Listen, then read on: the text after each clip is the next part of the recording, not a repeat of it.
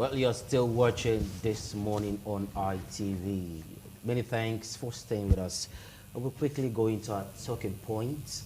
25th of February, the educational system actually hits a deadlock. And what seems to be like a one strike turned into a prolonged strike. And currently, it's 7 months and still counting. We are yet to get a reasonable solution to the lingering ASUU strike. But however, for this morning, we are going to be looking at the effect or the impact of the ASUU strike on the striking lecturers. We're privileged to have Dr. Agarase Osifo. He's an associate professor with the Ambrose Ali University at Boma. Good morning and welcome to the show. Good morning. Thank you, viewers. And of course, be here. Thank you so much for coming. We also have Wisdom Elder. He's a public affairs analyst. We'll be looking at it together. And of course, Favor Saro is here with me. Elder Wisdom, good morning. Thank you very much for having me. Good morning, Elder Wisdom, or should I say Wisdom Elder? Wisdom Elder, sir. Good morning, sir. Thank you. And like I told you, there has been a twist to that your name, Wisdom Elder. But anyway, that's not what we are looking at. Let's come to Prof. Prof, you are a father. And as such, you have children. Looking at the no work, no pay, which in a way, by law is not out of place, but to an extent, it's just find its way into the strike. Yeah. How is it affecting you? Thank you. Thank you very much. First comment I want to make is that a laborer is worth his wages. Second comment is that the university environment in particular is a lot differentiated from other academic institutions. It has its peculiarities. It has its idiosyncrasies. It has its characteristics and mannerisms, which make it stand out as an iconoclast, as the apex of the learning in all societies. Right from the history of mankind, the development of university brought about quantum leap in the movement of humanity towards El Dorado, irrespective of the continent. There are 5 continents, irrespective of race, irrespective of academic or professional disciplines. The university is a quintessential establishment for the development of mankind. Like they say, in Pidgin English parlance, where I begin, Pidgin English our modern Certainly. after God and government. But I want to adjust that to say, after God, not the universities. You are changing the narrative now. Okay? As if you like that. Okay. Well, thank you. So Thanks for bringing me expatiate. back. So, a laborer is what his wages. And university lecturers are human beings. They are laborers in the vineyard of the Lord. Because whatever we do here on earth, we are doing it to the glory of God Almighty, who created heaven and earth, who created us. There's what called the pecking order, even in the jungle. Okay. The pecking order in any society has the government. That's sure that I wasn't deviating. And then I said, after God and government. And I said, actually, it should be amended to after God, the university. You didn't give us why. You didn't tell us reasons. Oh, that's where we are now. That's where we are now. Because humankind is different from what we call the lower animals. One reason why we differ from lower animals is one person of a soul. That's from a spiritual or religious perspective. But the most important one that is a common denominator, irrespective of religion, is the fact that humankind has the thinking faculty. We think. And then that justifies why ASUU members who are on strike are entitled to their pay. So, Prof, away from the theoretical analysis of the effect or the impact of the no work, no pay, let's come to practical terms now. Is it affecting you? Thank you very much. I'm very seriously devastated, personally. And as you are aware, recently, 21 senior lecturers, many of whom are professors, also have died at the University of Calabar. And then there was a comment that that was not in isolation. I come from Ambrose Ali University at Boma. A lot of my colleagues, many of them very senior to me, have died as a result of the lack of salary so far. Still in the profession, Sorry? still in active service. Yes, I want to name Professor Sam Ogbomeda Nyamikobo, who is a past substantive vice chancellor. He died less than 1 week now. It was a medical condition. And, And is it traced to the no yes, work, no pay? absolutely. You can take that to the bank. And then whatever listeners who are stakeholders in Amsterdam University will know that it is a result of the ASUU strike of no work, no pay. So you're saying that these people must have died as a result of the no work, no pay, you know? Is that what you're saying categorically? Please, can you repeat your question again? Are you saying that these people who you say have died must have died as a result of this no work, no pay, the harsh condition they're facing? Yes, and I defend that with all the emphasis at my command. Okay. Because university lecturers are dependent on their pay for themselves, their health, oral needs, and their families. When you stop it, because this is not a new thing. The ASUU strike, as you are aware, is almost a national ritual. Okay. So Yeah. there has not been any situation whereby we are on strike and then you say no work, no pay. What we always say is no pay, no work. So if this strike, like we all expect, will sort it out, I can assure you, even though I'm not an ASUU union leader as of today, that there will be no work as soon as there is no pay. You're still bent on going on, but I'll come back to you. Let's get to Elder Wisdom. Here in his opening, he made a statement, and I think I want to pick it up from there. He said, a laborer is worthy of his wages. Absolutely. And actually, that's what the good book says. Yes. But how do we justify that, Elder Wisdom? Someone that have not worked for 7 months and is expecting to take home a kind of package. Let me go practical. This one is going Let me to go Elder. practical to answer. Let Elder Wisdom respond Just to a this minute, now. He Professor. has the floor. All right. Yeah, I've listened to Prof. I want to say that the event of the ASUU strike has never been taken so seriously by the government, both the current and the previous. And the reason is because we have left the most important things to be treated as trivial things. Now, I know that most countries will have emergency session at the National Assembly to resolve this issue, even within the first week of the warning strike. But the case of Nigeria, it has never been like that. You know, and now I want to tell you this. They have a very serious situation. The situation they have is the type that they are dealing with politicians who don't care about the people. They just care about themselves. So that's the situation they have. It's a very complex situation. I mean, you are talking about the people who are willing to pass a bill because their palms are greased. You are talking about people who are willing to stand upon a policy because nobody has come to settle them. You're talking about the people who are not interested about whatever you feel the people are thinking, except maybe what their own personal interest will be. And why do I say that? Because if you look at the current incursion, no work, no pay, it is not in any way a direct resolve to attack the problem. It is a political strategy to rather, attack the people who are actually declaring strike. So you think it's a means to frustrate the striking no. lecturers? You see, it's just like a family where a father and a mother are at loggerheads, and then they are just concerned about themselves, not the kids. So one party might be wrong, but one party is claiming his rights. And then children are involved and they are not even interested.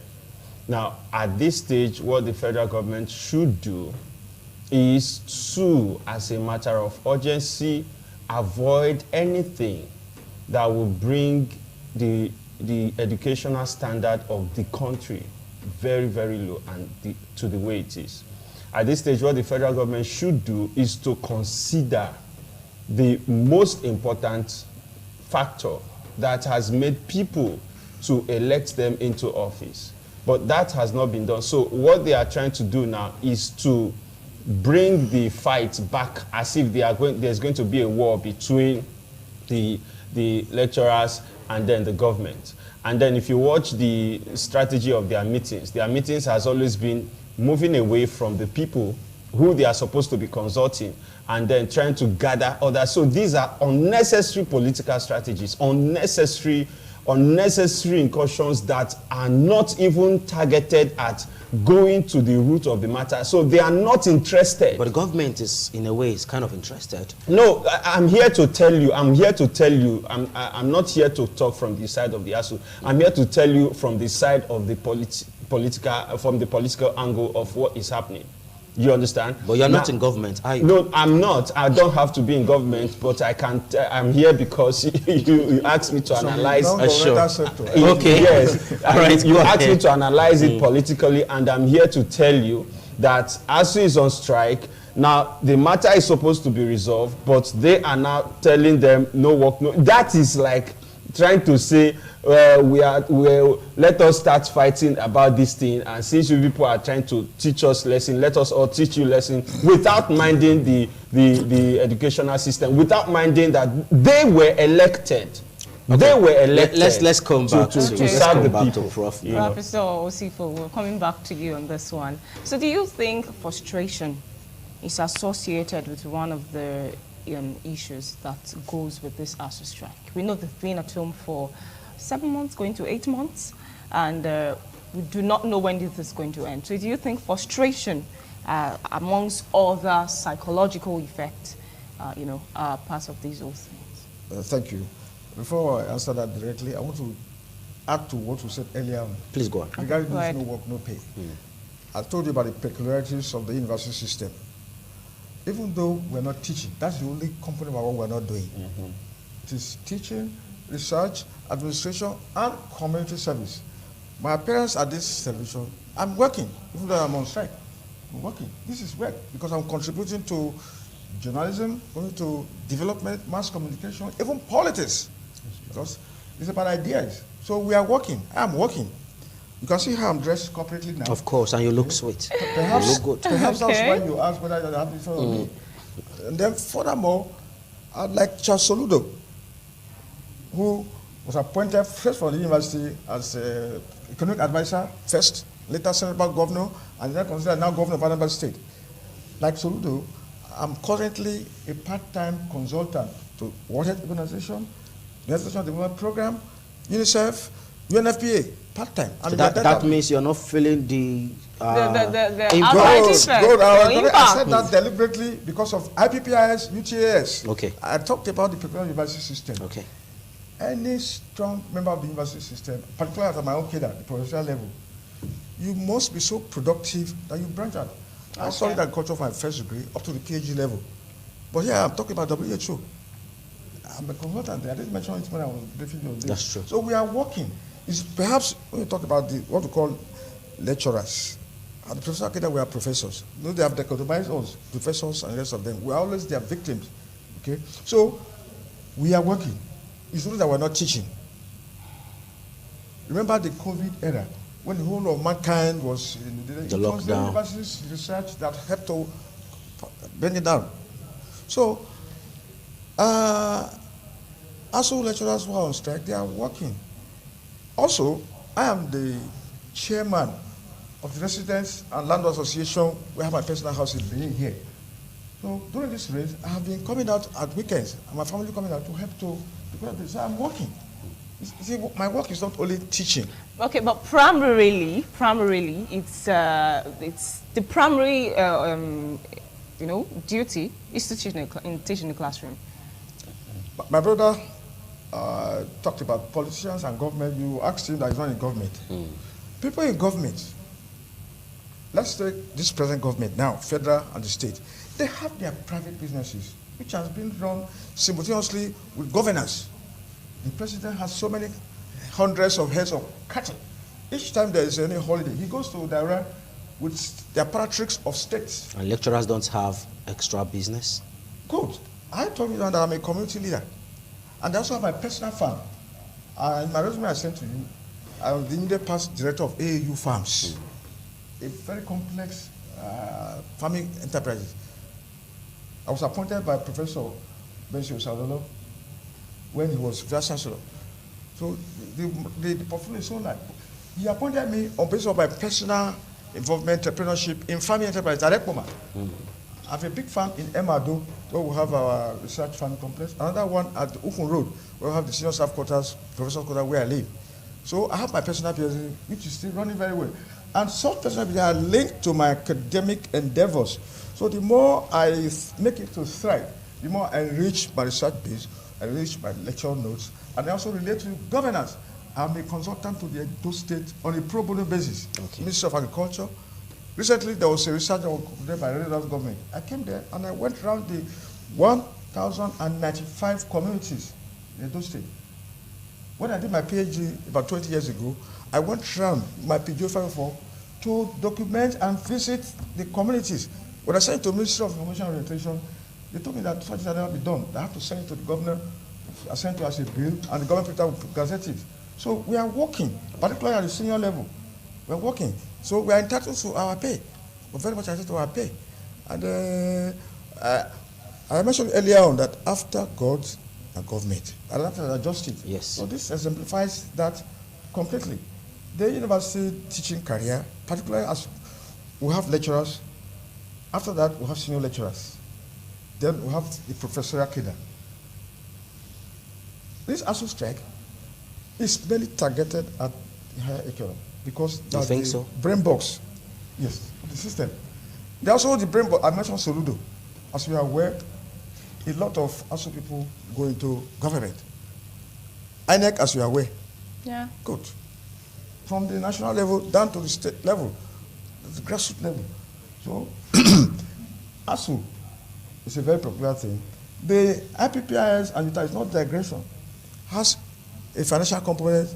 I talked about pay, we were talking about, also has a human resources component. And as you are aware, we also go on sabbatical. My last sabbatical was done at LAPO, a non-university environment. LAPO has fielded so many academia in the establishment. And LAPO has blossomed and done very well because of this blend. Okay, let's get to Elder Wisdom. Yeah. Prof, we're getting back to you, but Elder Wisdom, do you feel the strike action should be called off by the striking lecturers, owing to the fact that we are getting to the end of the 7th month and it seems there is no way out? All right, I want you to get it straight. First of all, the striking lecturers did not just come up all of a sudden to embark on this strike if there was no breach of a contract, if there was no breach of the activity. And this strike was done in such a way that they would get the attention of these people. They will get the attention of the government to look into what they have agreed. This agreement has been lingering from one level, from one generation of governance to another. You understand? So these people needed to get the attention, and they gave a warning strike.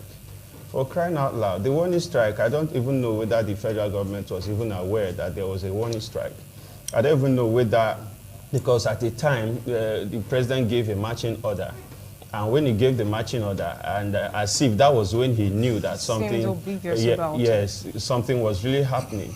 So how do you expect these people to run the system when the program that is supposed to fund them has been hijacked financially? I was expecting that the federal government was going to say, okay, we are going to get this money for the lecturers so that they can go on, even though we're getting it on loan. Instead of maybe telling us how we're going to borrow money to have a railway from here to Niger, or borrow money to do one project or the other that is not even existing. I was expecting that this would have been a very serious emergency situation in the country when they gave a warning strike, and that would have been resolved immediately in a sane society. You know, so I think we'll be coming to how this issue of the current strike can be addressed from the lecturer side, you know, handling the government political strategies or gimmicks. I think that's where we'll be coming into, because I feel the lecturers, for one, should build a community with the students. I think when the government is trying to play politics with the education of the students, I think the lecturers, the universities should build a community with the students, and then let's just tell these guys that they don't even know how to really play this politics. So you're saying they should unify. Yes, I think there should be a unison between. Kind of bond. Yes, there should be build a community. They can come back, build a community, and then it will not be targeted at ending the strike, but it will be targeted at taking their political strategy to another level, to bring it back to them. Because what you are doing, I don't like when you look at the Nigeria is. Do you know someone was telling me, he said the mental health bill for that they passed, they sent to the National Assembly since 2005 has not been passed. Reason, because most people were expecting some people to be sorted before that bill can be passed. 2005, 17 years. Now, I was hearing from a very qualified psychiatrist that the mental health bill we are still using is the old lunatic bill, whatever they call it, whatever lunatic bill from 1864, which was reviewed 1916. That is what Nigeria is still using. And the government is supposed to have it on as their own credit that they actually brought a new mental health bill into law. But some people still feel that for them to bring it into law, they have to be duly consulted. That is not leadership. All right, we'll get to That's not leadership. Let's come to Prof. I know Favor is having one or two questions to give you, but before we quickly forget this, you are from the AAU. Correct. All right, and your school is currently in session. Correct. You are on strike. Correct. How do we balance this? Beautiful. AAU is owned by those state governments. As you are aware, it's now 41 years old. Celebrated 40 years last year. Therefore, my answer is very right. You are right. AAU is in session, but I'm on strike. You're on strike. So I was just wondering. I'm on strike. How comes? Well, as I explained, I'm working. So I'm entitled to my wage from AAU. But however, as you are probably aware, all stakeholders in Edo State know that Abdul University Ekoma has its own peculiar mess. One politician about to talk about Penkele Messi. With regards to finance, with regard to funding, the only governor that has funded this university, AAU Ekoma, is the founder, and I thank God that the university did not him, Ambrose Ali. They fought him. Politicians, both opposition and even within, fought him. That was happened in 1981, 81, 82. So we have always had that historical funding problem, such that before the current ongoing national strike started, ASUU AAU Ekoma had for over 2 years, 24 months, been appealing to our national body to approve for us to go on a local strike over our salaries and other emoluments. However, we thank God for his mercies. On 14th of February 2022, Valentine's Day, the same day as the national strike began, ASUU AAU Ekoma also got approval from the national body to start a local strike. So, 2 strikes are now currently running pari passu in AAU. But back to your question, how come the school is in session? Which I confirm, and I'm happy about School that. is in session. I have siblings there. It's my legacy primary employer. AAU, I'm proud of it. You can see it in my dressing. I can see it. So, AAU, Osadolo, Professor Osadolo, was appointed to replace Professor Onimawo. Ab initio, it was thought that there would be industrial disharmony because he brought somebody from outside the university. But the state governments have every right to appoint. We're not on that. What I'm saying is the feelings from as a That union man. is your Yes, feeling. Yes. You have the prerogative as a visitor. Yes, you're right. Okay. But you also have the prerogative as a visitor to fund the place very well. The problem AAU that led to bringing an outsider. But we've seen laudable problem AAU is funding. work there by the Beginning and government. end of it is funding. Okay. If people were properly funded, AAU, ASUU would not be part of this national strike now. You are aware, many states universities are not there. And what they say is that they are not only salaries, they are being well paid, the laboratories are well. Delta State, for example, has 4 in number state universities. Not one of them is on strike. Lagos State University, ASUU, will go on and on. Cannot say, but AAU, we have a peculiar problem. So if peradventure the national strike is called off today, AAU will still remain on strike. So long as the backlog of salary, which I want to take there to, since the strike started, we've not been paid a penny. But before the strike, we were being owed. Arrangements were being made, the same thing as this one that, agreements and MOU, and everybody how to liquidate the balance. And it comes to naught. And then finally, I'm appealing to the visitor of the university, as you said, to please temper justice with mercy. Know that a lot of families are involved, and as the problem around now, the effect on lecturers is so much, we feel it more in AAU than others. Well, however, AAU is not our focus. Okay. We're only looking at the impact of the strike, Thank you. the national strike on striking lecturers. So, Professor Osifo, as a member of the striking union, would you say the union is tired? Permit me to use that statement. Tired. Would you say the union is tired of the strike already? Because at a point, it seemed like there was, an impasse, rather. So do you think this was actually do you think it has, turned out to what you didn't plan for? Because it started from a warning strike, then and on and on and on.